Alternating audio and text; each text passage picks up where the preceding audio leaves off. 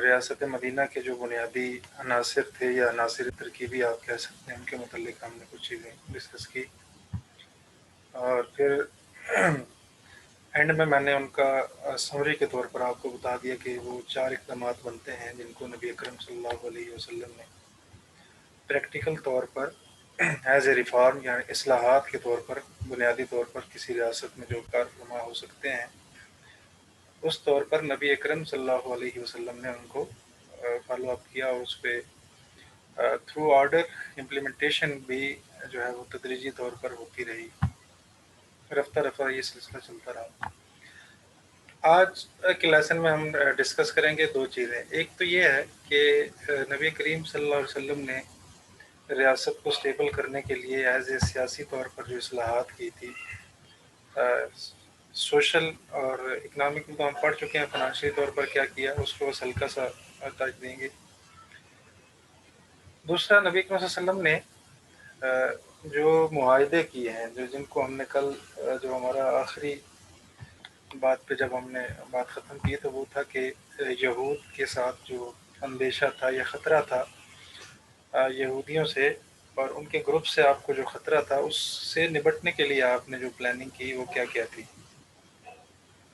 तो नबी अकरम सल्लल्लाहु अलैहि वसल्लम ने मैंने यहाँ बात तोड़ी थी, वहीं से स्टार्ट करते हैं। वो ये है कि यहूद के यहाँ एक छोटा सा पॉइंट है, वो उसको डिस्कस कर लें, फिर इंशाल्लाह नेक्स्ट स्टार्ट करते हैं। यहूदियों के यहाँ जो बुनियादी तौर पर उनकी तबीयत या फितरत के अंदर है वो साजिशी अनासर हैं, जिसका अंदाज़ा आप यूँ लगाएं कि बनी इसराइल में मूसा अलैहिस्सलाम और दीगर अम्बिया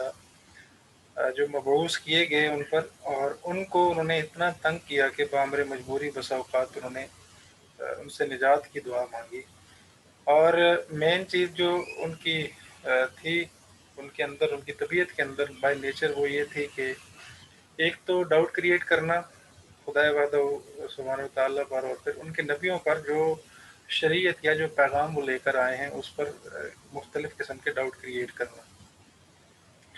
सो ये जो चीज़ें हैं ये नुकसानदेह थी उनके लिए।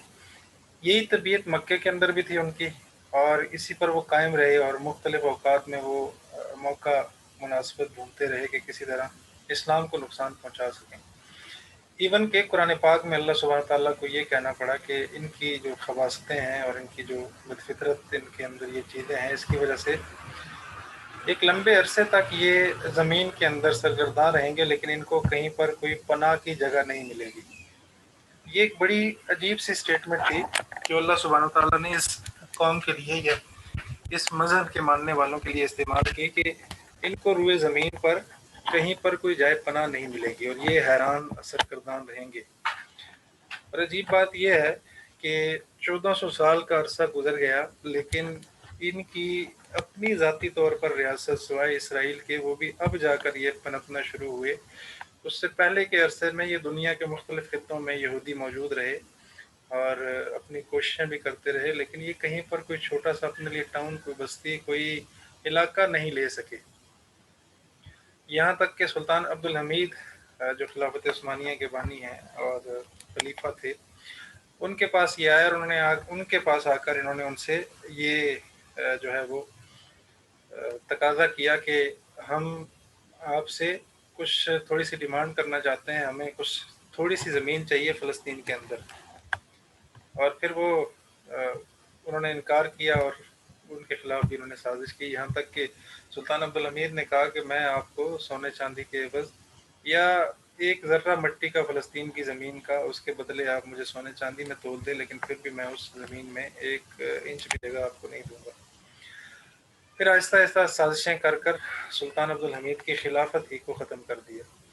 तो ये इनकी नेचर ये थी। तो ज़ाहिर बात है नबी अकरम सल्लल्लाहु अलैहि वसल्लम ने इनसे निपटना था, और मदीना के अंदर जब एक स्टेट की बुनियाद रखी गई है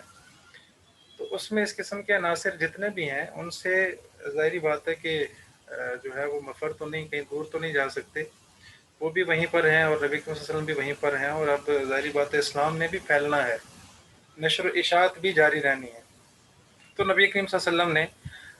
जो मुआहिदा किया उस मुआहिदे से पहले इन सबको जमा किया और जमा करके एक बलीग किस्म का खुतबा दिया। और उस खुतबे में नबी करीम सल्लल्लाहु अलैहि वसल्लम ने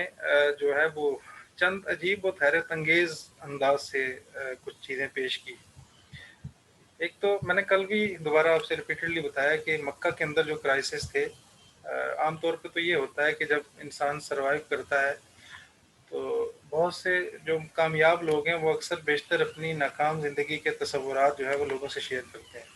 کہ ہم نے اتنے عرصے تک اس طرح ناکامیاں دیکھی، دن کیا ہوا اچانک سے کوئی سرکل اس طرح چلا کہ اللہ تعالیٰ نے ہمیں کامیاب کیا۔ نبی کریم صلی اللہ علیہ وسلم کے خطبے میں جو مین چیزیں تھیں وہ یہ آنی چاہیے تھی کہ قریش مکہ نے ہم پر ظلم کیا اور یوں اس انداز سے ہمارے پروگرام کو، ہمارے میسج کو پھیلنے نہیں دیا، اور جو فالوور تھے، ماننے والے تھے نبی کریم صلی اللہ علیہ وسلم کے صحابہ کرام یا صحابیات، ان کے ساتھ جو برے سلوک کیے، یہ ساری چیزیں جو ہیں وہ پیش کرنی چاہیے تھی۔ لیکن نبی کریم صلی اللہ علیہ وسلم نے جو خطبہ پیش کیا اس کے مدرجات اگر آپ کتب سیرت کے اندر دیکھیں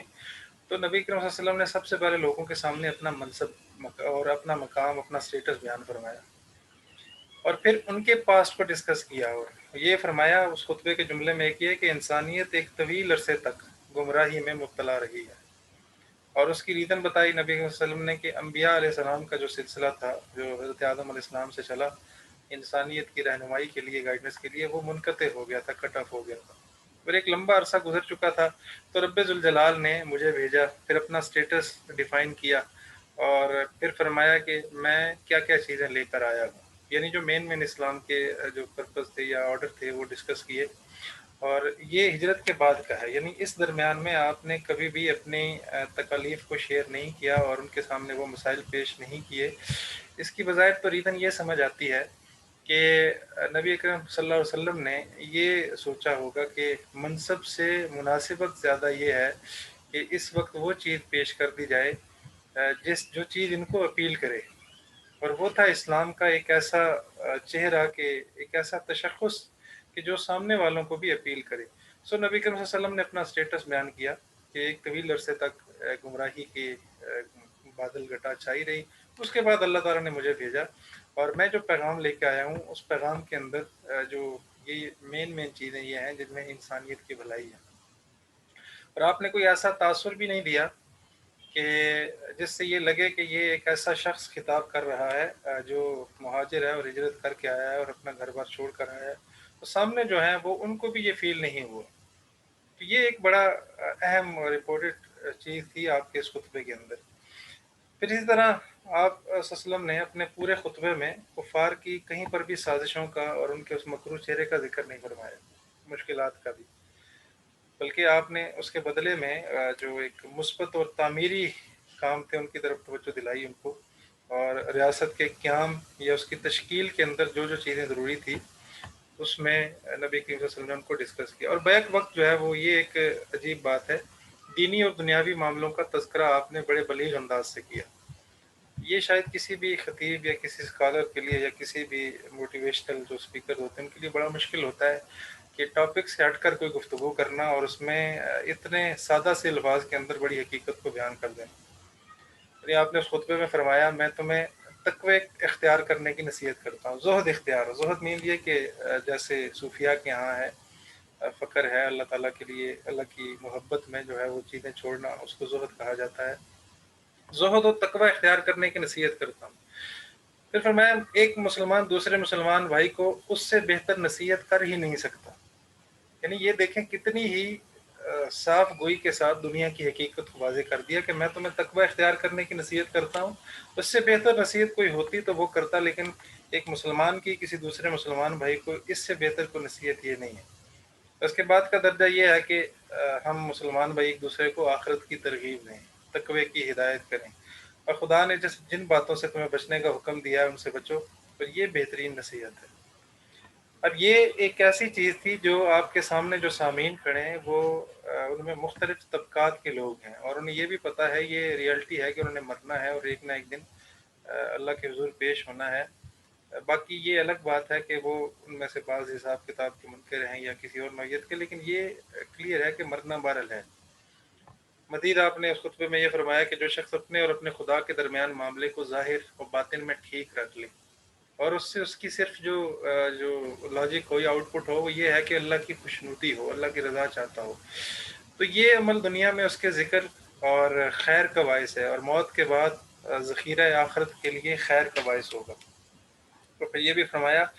کہ اے لوگوں، اپنے دنوی اور اخروی سب امور میں ظاہر و باطن میں اللہ سے ڈرو۔ جو خدا سے ڈرتا ہے تو اللہ تعالیٰ اس کی برائیوں کا کفارہ نیکیوں میں بدل دیتے ہیں، اس کے اجر میں اضافہ کر دیتے ہیں، اور وہ اللہ سے عظیم الشان جو ہے وہ کامیابی حاصل کرنے والا بنتا ہے۔ ان دونوں جملوں میں ایک چیز آپ نے غور کی، نبی کریم صلی اللہ علیہ وسلم یہ فرماتے ہیں کہ ظاہر کے ساتھ باطن کو بھی درست کرو۔ یا تو اس کا پس منظر یہ ہے، جو گروپ آپ کے سامنے کھڑے ہیں، یہودی ہیں، منافقین ہیں، مشرکین ہیں، وہ در پردہ سازشیں کر سکتے تھے، یا پس پردہ ان کے جو روپ ہیں وہ بظاہر سامنے نہیں ہیں،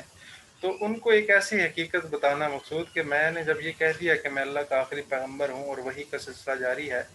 آپ کسی بھی قسم کی کوئی سازش کریں گے، کسی بھی قسم کی کوئی پلاننگ کریں گے، بذریعہ وہی اللہ تعالیٰ مجھے اس سے انفارم کر لیں گے۔ تو ظاہر اور باطن کو ٹھیک کرنے کا مطلب یہ ہے کہ بظاہر آپ ساتھ چلیں اور منافقت اندر ہو، اور یہ سوچیں کہ آپ کی حقیقت سے جو ہے وہ مسلمان جان پہچان نہیں رکھتے یا اشکارا نہیں ہے یہ حقیقت، تو یہ محض آپ کا تخمینہ ہے، دھوکہ ہے۔ اصل حقیقت تو یہ ہے کہ اللہ سبحانہ تعالیٰ تمام اعمال کو، معاملات کو جانتے ہیں، اور یہ معاشرے کے اندر جو رویہ اس سے پھیلے گا وہ بڑا ہی نقصان دہ ہے۔ اسی طرح اس خطبے میں دنیاوی اور اخروی کامیابیوں کے جتنی بھی سکسیس ہو سکتی تھی وہ اصول، ضوابط آپ نے بیان کیے، اور ایک ایسے اسلامی معاشرے اور اسلامی ریاست کا نقشہ بھی بیان فرما دیا کہ بظاہر تو یہ خطبہ ایک ترغیبی تھا، لیکن مین جو پوائنٹ ہے وہ ہم ڈسکس کریں گے، کہ جس میں آپ علیہ السلام نے یہ بھی فرمایا کہ لوگوں اپنا اپنا حصہ حاصل کر لو اللہ کے معاملے کے لیے، یعنی اللہ سبحانہ تعالیٰ کی دعوت کو قبول کر لو اور اللہ کے معاملے میں زیادتی سے کام نہ ہو۔ اللہ تعالیٰ نے تمہیں اپنی کتاب کی تعلیم دی اور تمہاری نجات کے لیے ایک جو ہے وہ رہبر بھیجا، ایک طریقہ مقرر فرما دیا، تاکہ وہ اس کی تصدیق کرنے والوں کو اور اس کے جھٹلانے والوں کو جان لے۔ اور جس طرح تم نے خدا نے تم سے بھلائی کی، تم بھی اسی طرح بھلائی کرو، یعنی اللہ تعالیٰ نے تمہیں جتنی بھی نعمتیں دی، اور اس کے بعد اللہ سبحانہ تعالیٰ نے یہ فضل فرمایا کہ ہدایت کا بھی سلسلہ بنا دیا، تو اس ذات کے لیے برے کاموں کو کرنا چھوڑ دو اور جو آرڈر اس نے دیے ہیں ان کو ماننا شروع کر دو۔ یہ جی مین پوائنٹ ہے۔ یہ ایک طرف تو ترغیبی خطبہ ہے، اس لیے میں اس کے مین پوائنٹ کو جو اہم تھے وہ آپ سے ڈسکس کیے، اور جن کا تعلق معاشرے سے تھا، ٹھیک ہے۔ اور ادروائز جو پوائنٹ ہیں وہ انشاءاللہ کسی اور موقع پہ، فی الوقت جو ہمارا ٹاپک ہے وہ اس پہ ہے کہ ریاست مدینہ کے جو اصول و ضوابط ہیں وہ کیسے طے کیے۔ جہاں بات ہم نے چھوڑی تھی وہیں سے دوبارہ لیتے ہیں۔ اس خطبے کے بعد آپ نے پہلی بات تو یہ کہ اس خطبے کے دینے کا مقصد کیا تھا۔ اس خطبے کے دینے کا مقصد یہ تھا کہ نبی اکرم صلی اللہ علیہ وسلم کا اصول جو ہے وہ، آپ نے اگر نبی اکرم صلی اللہ علیہ وسلم کے مناسب کے بارے میں پڑھا ہوگا تو وہاں جہاں نبی اکرم صلی اللہ علیہ وسلم کا منصب شیئر کیا گیا ہے وہاں یہ بھی کہا گیا ان ارسلناک شاہدا ومبشرا، ہم نے آپ کو خوشخبری دینے والا بنا کر بھیجا، اور پھر خوشخبری کے بعد جو ہے وہ دوسرا منصب ہے نذیرہ، ڈرانے والا۔ تو پہلے نبی اکرم صلی اللہ علیہ وسلم نے ترغیب کا مطلب یہ ہے کہ لاجیکلی کچھ چیزیں پیش کی، جن میں آپ یوں سمجھیں کہ موٹی موٹی باتیں تھیں جو ہر ایک آدمی کو سمجھ میں آنے والی تھی۔ دین آپ نے اس کے بعد وہ اصول و ضوابط شیئر کیے جو کسی بھی ریاست میں ایکولٹی کی بیس پر ہیں، مساوات یا مساوی طور پہ ان کے لیے اصول طے کیے جا سکتے ہیں۔ تو یہ چیزیں اس لیے ضروری تھی کہ اگر اچانک سے معاہدے کی آپ کال دیتے تھے کہ آپ آ جائیں، چاروں گروپ آئیں اور ہم آپ سے مختلف قسم کے معاہدے کریں گے، تو میں بھی ان کے لیے شاید اس کو قبول کرنا اتنا آسان نہ ہوتا۔ تو اس خطبے کے ذریعے پہلے تو ایک پیغام پہنچا کہ نبی کریم صلی اللہ علیہ وسلم جو ہے وہ ایک ایسے اصول لے کر آئے ہیں جو اصول جو ہیں وہ عالمی ہیں، جو اصول جو ہیں وہ لاجیکلی بھی ہیں اور ہر مائنڈ سیٹ کو اپیل بھی کرتے ہیں۔ ان کے اندر کسی بھی کمیونٹی کے لیے نقصان دہ چیزیں نہیں ہیں، اور ہر چیز جو ہے وہ امن سے ریلیٹ کرتی ہے، اور اس میں یہ جتنی آپ نے شکیں دیکھی ان کے اندر جو ہے وہ قیامت ہے، آخرت ہے، اور تقویٰ ہے، اور اپنے بھائیوں کی ساتھ اخوت ہے، صلح کا معاملہ ہے، یہ ساری چیزیں ڈسکس کی گئی خطبے کے اندر۔ اب اس کے بعد جب کال دی گئی کہ اب معاہدہ ہوگا، اور معاہدے میں آپ تشریف لے ہیں جو میثاق مدینہ کے نام سے ہے، جس کی 53 جو شکیں ہیں وہ آپ نے ان کو بلایا، اور یہ ضروری عمل اس لیے تھا کہ اس خطبے کے بعد جو اثر تھا وہ زائل نہ ہوتا، اور اس سے پہلے کہ جب وہ کسی اور سازش کا شکار ہوتے ان کو کچھ اصولوں پر پابند کر دیا جائے۔ تو نبی کریم صلی اللہ علیہ وسلم نے یہود کے جو قبائل ہجرت سے پہلے اور جو دائیں بائیں آگے پیچھے ہو چکے تھے ان کو بھی بلا لیا۔ اور ایک اور مین پوائنٹ یاد رکھیے گا، یہ کل رہ گیا، وہ یہ ہے کہ مدینہ کے اندر اسلام کی جو مختلف صورتیں ہیں یہود کے اندر، تو مختلف مواقع پر یہ یہودی جب آئے نبی اکرم صلی اللہ علیہ وسلم سے ملنے، یا کسی موقع پر وہ آئے اور آ کر انہوں نے نبی اکرم صلی اللہ علیہ وسلم سے کوشش کی کہ ملاقات ہو جائے۔ ایک دو ملاقاتیں تو تاریخ میں اس طرح کی ملتی ہیں کہ جس میں نبی اکرم صلی اللہ علیہ وسلم نے کہیں پر ان کے کسی وفد کو دیکھا، جس میں اوس یا خزرج کا وفد ہے یہودیوں کا، تو اس وقت ان سے ان کے حالات پوچھے، اور حالات پوچھنے کے بعد مختصر طور پر ان کو دعوت بھی دی، اور دعوت دی جس میں جو ہے وہ مختلف لوگ تھے، اور مختلف لوگوں سے مراد کے اس وقت کے مدینہ کے پائے کے لوگ تھے جو سردار تھے، لیکن وہ تھے یہودیوں میں سے تعلق رکھنے والے۔ تو نبی اکرم صلی اللہ علیہ وسلم نے جب ایک مقام پر عقبہ جسے کہا جاتا ہے، بیت اولا عقبہ کے نام سے بھی وہ معروف ہے، تو جب وہاں سے وہ یہ قافلہ ان کا گزر رہا تھا، تو آپ صلی اللہ علیہ وسلم نے خزرج اور اوس کے چند لوگوں سے آپ نے ملاقات کی، اور پھر ان سے پوچھا حال احوال، اور پھر ان کو اپنا اسٹیٹس بتایا، ان سے شیئر کیا، اور پھر آپ علیہ السلام نے ان سے یہ بھی پوچھا کہ آپ یہود کے کس قبیلے کے ہمسائے ہیں، تو انہوں نے بتایا کہ ہم یوں اس طرح یہاں پر رہتے ہیں، اور پھر نبی اکرم صلی اللہ علیہ وسلم نے ان سے ان کے حالات جو ہے وہ تفصیل سے سنے، اور جب حالات تفصیل سے سنے اور سننے کے بعد فوراً اپنی دعوت حق کا جو پیغام تھا توحید کا، اور اپنا منصب رسالت تھا، اپنی نبوت کا جو معاملہ تھا، وہ ان کے سامنے رکھا، اور پھر قرآن پاک کی چند آیات پڑھ کر ان کو سنائی۔ تو ان میں سے ایک شخصیت جو تھی، وہ انہوں نے اسی موقع پر اپنے وفد سے کہا کہ جس چیز کو ایک عرصے سے میں ڈھونڈ رہا تھا، اللہ کی قسم وہ آج مجھے یہاں مل چکی ہے، اور اس سے بہتر مجھے دعوت نہیں مل سکتی، اور میں اسلام قبول کر رہا ہوں، تو میں بھی دعوت دیتا ہوں۔ یہ حضرت یاس ابن معاذ رضی اللہ تعالیٰ عنہ تھے، انہوں نے اس موقع پہ اسلام قبول کر لیا۔ اسی طرح جب بیعت عقبہ اولا ہوئی، اس میں جو ہے وہ قریباً 11 یا 12 لوگ تھے، وہ آئے، اور ان میں جو بڑے بڑے نام تھے وہ حضرت عبادہ ابن صامت ہیں، جن سے بہت ساری حدیثیں روایت ہیں، اسی طرح حضرت عباس ابن عبادہ ہیں، حضرت رافع ہیں، اور حضرت عوف ابن حارث ہیں، اور حضرت معاذ ابن حرث۔ یہ مین اور بڑے بڑے نام تھے جو اسلام قبول کر چکے تھے۔ تیسرا پوائنٹ یاد رکھیے گا کہ حضرت مصعب ابن عمیر رضی اللہ عنہ کو نبی کریم صلی اللہ علیہ وسلم نے بھی ہجرت سے پہلے معلم بنا کر بھیجا، اور معلم بنا کر بھیجا، ان کو بھی نصیحتیں کی کہ وہاں جا کر کس طرح رہنا ہے۔ اور یہ جو 11-12 بندوں کا گروپ تھا بیعت عقبہ اولا، ان سے جو بیعت لی گئی، وہ جو ہے وہ تقریباً 6 یا 7 پوائنٹ میں قرآن پاک نے ان کو بیان کیا، جن میں یہ ہے کہ ہم اللہ پاک کو اکیلا وحدہ لا شریک تسلیم کریں گے، اور تمام امور میں اس کا کوئی بھی ثانی، کوئی شریک نہیں ہوگا۔ اسی طرح ہم چوری سے باز رہیں گے، بے حیائی اور زنا سے باز رہیں گے، اور اسی طرح جو ہے وہ لڑکیوں کو قتل کر کے دفن نہیں کریں گے، اور اسی طرح جو ہے وہ کسی پر جھوٹی تہمت نہیں لگائیں گے۔ یہ بھی ایک بڑا وہاں پہ عجیب سی ایک رسم تھی، یا رواج سمجھ لیں، رواج تو اس طرح نہیں تھا لیکن معاشرتی بے حیائی کی وجہ سے، اور چگلی اور جو ہے وہ جسے کہتے ہیں تہمت کی ایک شک سمجھ لیں کہ چغل خوری بھی، اس سے بھی ہم باز آئیں گے، اور ہر اچھے کام میں رسول اللہ صلی اللہ علیہ وسلم کی اطاعت کریں گے۔ ان 6 یا 7 باتوں پر انہوں نے نبی اکرم صلی اللہ علیہ وسلم کی بیعت کر لی۔ تو یوں یہ سمجھ لیں کہ اسلام کا جو ایک خاکہ سا ہے وہ گویا کہ وہاں پر پہلے ہی پہنچ چکا تھا۔ تو اب جو گروپس تھے ان کے اندر چند مسلمان تھے، اور میجورٹی جو تھی یہود کی تھی، اور ان کے قبیلے کی منافقین اور مشرکین کی تھی۔ سو نبی کریم صلی اللہ علیہ وسلم نے اس تمام سینیریو کے بعد خطبہ دیا، اور خطبے میں وہ چیزیں شیئر کر لی جو ایک عام انسان کو لاجیکلی اپیل کرتی ہیں اور ذہن میں آتی ہیں کہ یہ چیزیں امپورٹنٹ ہیں۔ دین نبی اکرم صلی اللہ علیہ وسلم نے ان کو بلایا اور ان سے معاہدے کیے، اور اس معاہدے کی کچھ شکیں ہیں جو مسلمانوں سے متعلق تھی، یعنی مہاجرین اور انصار سے، اور کچھ شکیں ہیں جو یہود سے متعلق ہیں خالص طور پر۔ چند ایک ہم نے ڈسکس بھی کی تھی، لیکن آج تفصیل سے ان کو دیکھیں گے۔ نبی اکرم صلی اللہ علیہ وسلم نے جو معاہدہ طے کیا، اس میں بطور ترغیب جو ہے وہ مسلمانوں کے لیے یہ فرمایا کہ تمام مسلمان ریاست مدینہ کے اندر اپنے آپ کو رضاکار سمجھیں گے۔ یہ ایک شک یہ بھی تھی، یعنی مسلمانوں کا جو سٹیٹس ہے وہ کیا ہوگا اس ریاست کے اندر، تو مسلمان اپنے آپ کو والنٹیئر یعنی رضاکار سمجھیں گے۔ رضاکار کا مطلب عام فہم ہے جی، بالکل،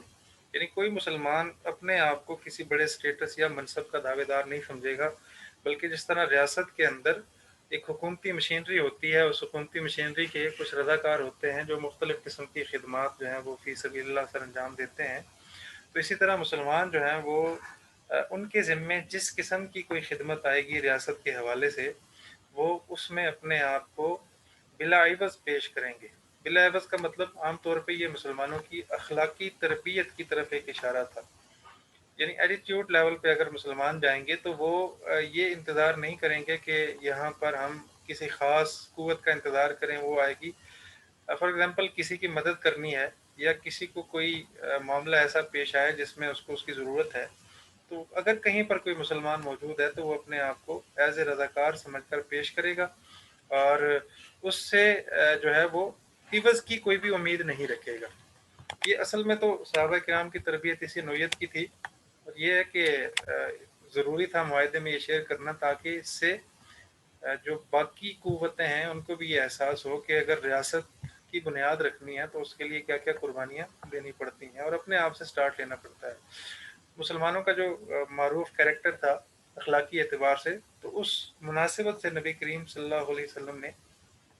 ये जो शिक तय कर ली। इसी तरह दूसरा जो मामला था, एक और शिक जो मुहाजिरीन अंसार के मुतल्लिक थी कि मुसलमान आपस में अमन और इत्तेहाद कायम रखेंगे। और ये इस्लाम की बुनियाद है। ये बहुत बड़ी स्टेटमेंट है।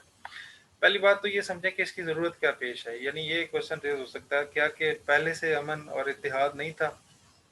बाद में कायम रखने का क्या मतलब है? बाद में कायम रखने का मतलब ये है कि ज़ाहिर है बीइंग ह्यूमन इंसान होने के नाते मुसलमानों के आपसी झगड़े भी मुमकिन थे, तनाज़े भी मुमकिन थे, छोटे-मोटे मामलात के अंदर भी थे और बाज़ कुतुब के अंदर ये रिवायत मिलती है कि बाज़ मौक़े पर यूँ हुआ कि किसी मुहाजिर और अंसार के दरमियान में झगड़ा हुआ और वो झगड़े की जो बुनियाद थी वो खेत में पानी का पहले लगाना या बाद में लगाना, यूँ इस तरह की छोटी-छोटी चीज़ें थी। कुछ ख़ानगी मामलात थे घरेलू जिनमें कुछ थोड़े बहुत झगड़े चलते थे।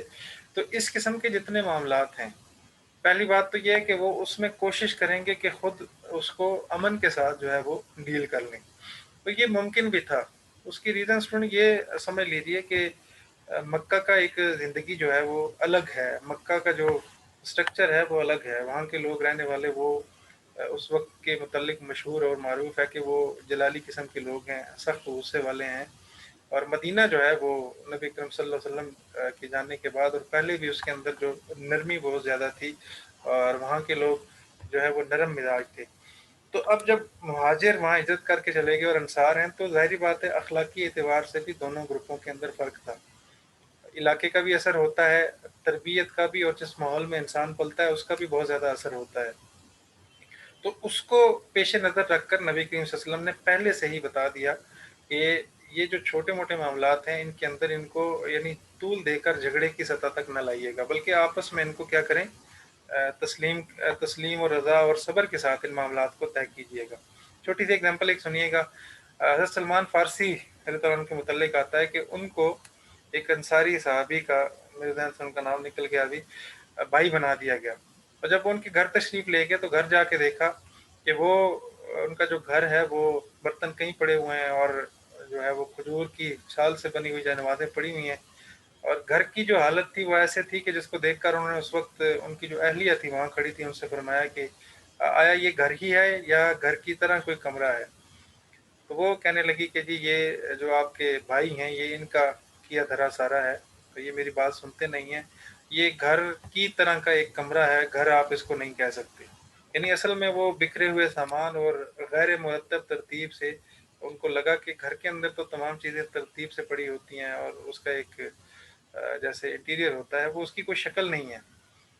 तो हज़रत सलमान फ़ारसी बड़े परेशान हुए लेकिन जब उन्होंने देखा जायज़ा लिया तो ये एज में बड़े थे।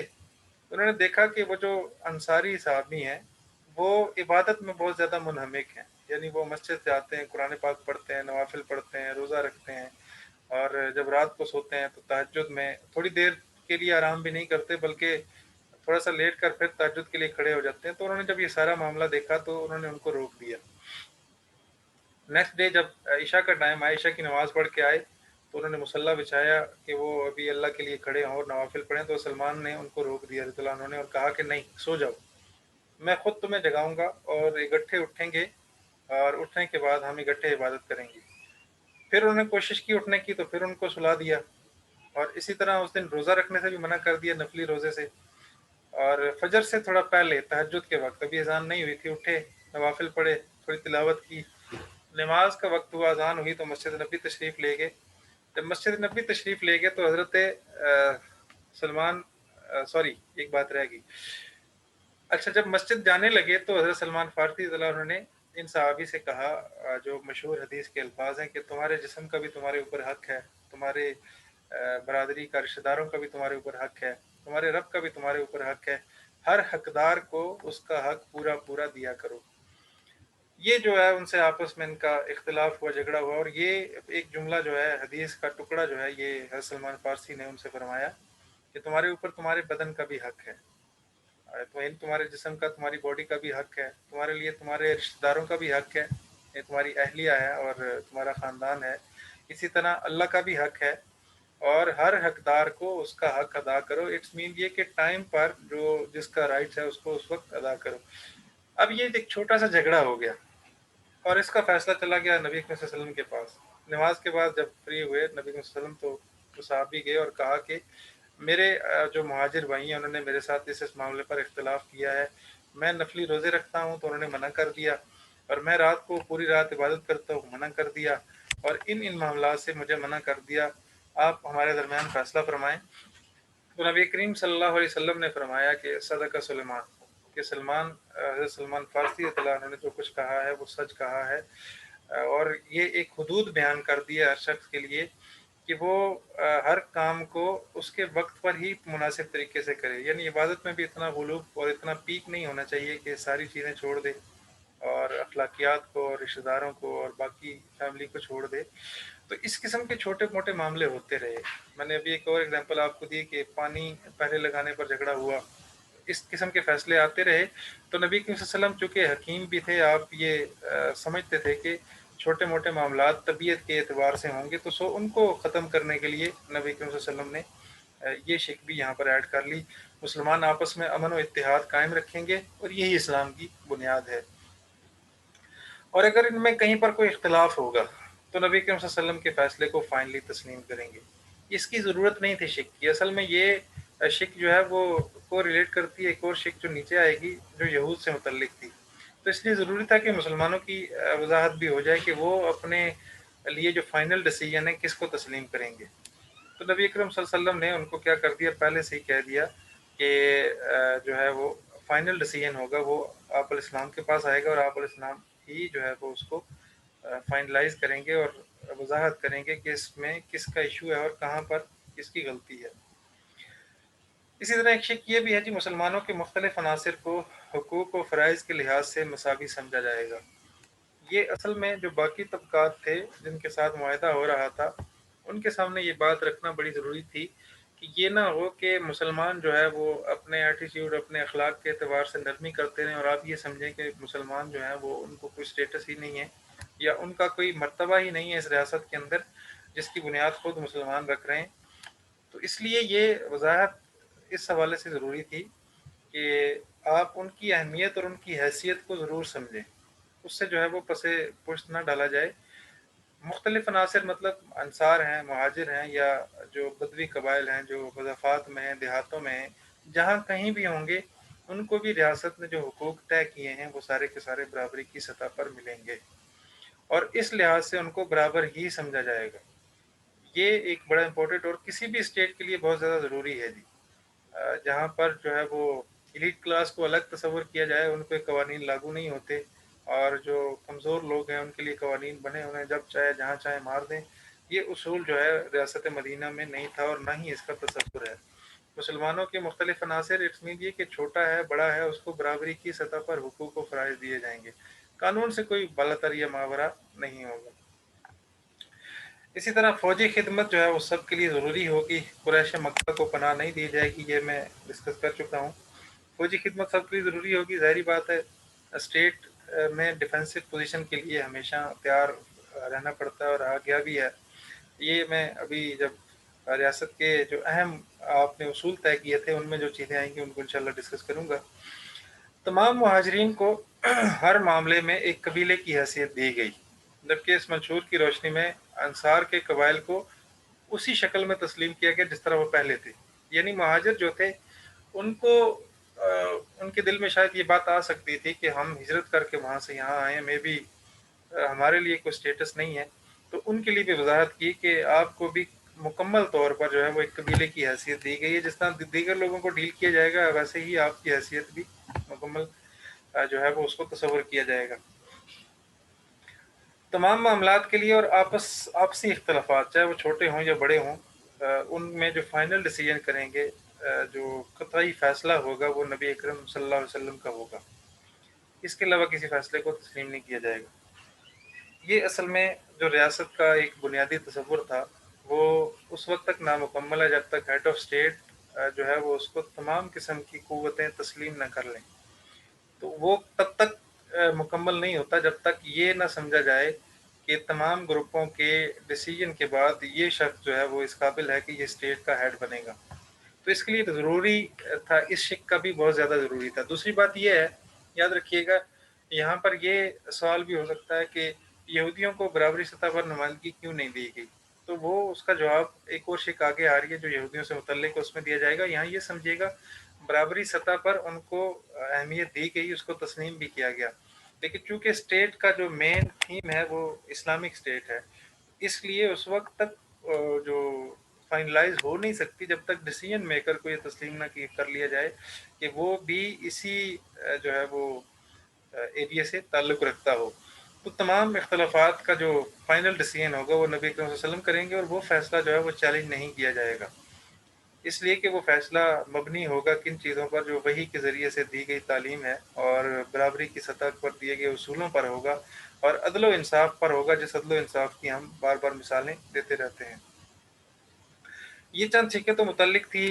मुसलमानों से, और उसमें एक जो आखिरी है वो जनरली आ गई जिसमें सबको डील किया गया, और जो दूसरा हिस्सा इसका है वो मुतल्लिक था यहूद से। उसकी जो अहम शिक्के हैं वो भी देख लें। पहली शिक ये है जी कि मदीने में रहते हुए यहूदियों को मजहबी आज़ादी होगी जी। इसको थोड़ा सा मैंने पहले बयान किया था जी, और इसमें एक मेन पॉइंट है, वो एक जो तसव्वुर है आज भी मुख्तलिफ लोगों ने अज्यूम किया हुआ है, वो इमेजिन कर लेते हैं कि इस्लाम जो है वो ज़बरदस्ती लोगों को कलमा पढ़ाते हैं मुसलमान और जबरी तौर पर मुसलमान बनाते हैं। तो ये बुनियाद देख लीजिए जी, जब स्टेट की बुनियाद रखी जा रही है, अगर चाहते तो इस वक्त इतनी कुव्वत थी मुहाजिरीन अंसार की, नबी अकरम सल्लल्लाहु अलैहि वसल्लम की, कि तलवार के जो है वो नोक को यहूदियों के गले पे रख दिया जाता और कहा जाता कि कलमा पढ़ लें, अगर कलमा नहीं पढ़ेंगे तो बस आपको मार दिया जाएगा। तो इस किस्म का कोई तसव्वुर भी नहीं है। मदीने में रहते हुए यहूदियों को मजहबी आज़ादी होगी, इससे और बड़ी स्टेटमेंट क्या हो सकती है कि मजहबी फ़िक्री एतबार से आप आज़ाद हैं। असल में तकलीफ़देह मर्तबा ये है कि जब अपनी मजहबी आज़ादी के अंदर आप किसी दूसरे मज़हब की तौहीन करें, लिमिट क्रॉस करें या उनके अगेंस्ट जो है वो साजिशी अनासिर करें। अपनी लिमिट में रहते हुए मुकम्मल तौर पर उनको आज़ादी दी गई, और यही बुनियाद थी जिससे बहुत सारे लोगों के कुलूब जो है वो मुतमईन हुए कि इस्लाम जो है वो जबरी तौर पर अपनी तरफ नहीं खींचता और अपने हिसार के अंदर नहीं लेता, बल्कि अमन का दीन है। हुआ ये कि इस शिक की वजह से उनको ये यकीन हुआ कि हम अपनी जो हमारे मामलात हैं मजहबी, वो फ्री होकर और बड़े मुतमईन और रिलैक्स होकर अदा करेंगे। इससे इस्लाम को बड़ा करीब होकर उनको देखने का मौका मिला, और यूं जो है वो दिल नरम होते चले गए। जो शायद बड़ी बहुत ज़्यादा दावत के बाद जो काम शायद ना होता, वो इस तरह नबी अकरम सल्लल्लाहु अलैहि वसल्लम के थ्रू जो है वो ये मामला हो गया। ऐसे ही एक शिक जो है वो और ये थी कि मदीने का दिफा जिस तरह मुसलमानों पर लाजिम है, इस तरह यहूदी भी इसे अपनी जिम्मेदारी समझेंगे और उसी तरह दिफा करेंगे। मुसलमानों पर लाजिम इसलिए है कि जो स्टेट है वो स्टेट, ज़ाहिरी बात है, उसके जो लोग हैं वो उसको, अगर वो दिफा का बेड़ा नहीं उठाएंगे या स्टेट का हेड नहीं उठाएगा तो कौन उठाएगा? ये तो बिल्कुल वाज़ेह सी बात है, इसमें कोई दो राय है ही नहीं। लेकिन जो यहूदी हैं जिनको आप बराबरी के हुकूक दे रहे हैं और जिनके लिए जो है वो ये शिकें तय हो रही हैं, आया वो किस हद तक आपके साथ रहेंगे? तो ये बुनियाद बड़ी ज़रूरी थी तय करना कि जब कभी कोई ऐसा वक्त आएगा जिसमें डिफेंसिव पोजीशन पे हों या लड़ाई की पोजीशन पे हों,